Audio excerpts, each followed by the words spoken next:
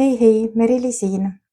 Järgmine nädal toimub juba meie lillenädal ja lillenädalal me hakkame tegema selliseid kauneid moone. Need on nüüd siis täiesti tavalised klassikalised Eesti moonikesed. Ja mooni tegemiseks on sul vaja siis kõigepealt joonist.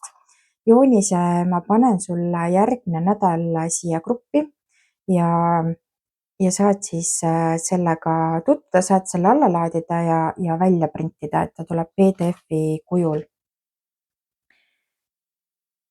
Siis tolmukate või selle nupu tegemiseks on sul vaja pehmet paberit, et sobib igasugune pehme paber, kas taskurätikud, salvrätikud, tualettpaber, majapidamispaber, ükskõik mis pehmed paberid sul kodus olemas on. Nii tolmukate tegemiseks on sul vaja siis musta ja kollast krepppaberit. Need siis lähevad siia need tolmukad ja siia kollasega lähevad need triibud siia keskele. Siis on sul vaja õite tegemiseks punast krepppaberit ja lehtede ja varre jaoks on sul vaja rohelist krepppaberit.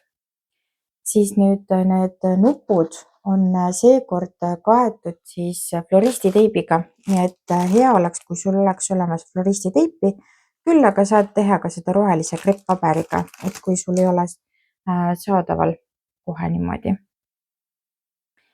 Siis on sul vaja liimimiseks kas siis PVA liimi või siis kui sul on olemas siis näiteks liimipüstolit, et nende liimimise jaoks, õite liimimise jaoks on just parem kasutada liimipüstolit, et PVA-ga läheb natuke kaua aega.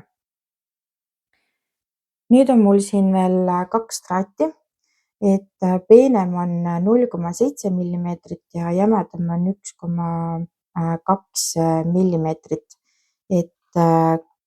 et traat on ka väga oluline. Ma väga ei soovita võtta neid traate, mis on nagu rulli keeratud, et neid ei saa väga enam sirgeks.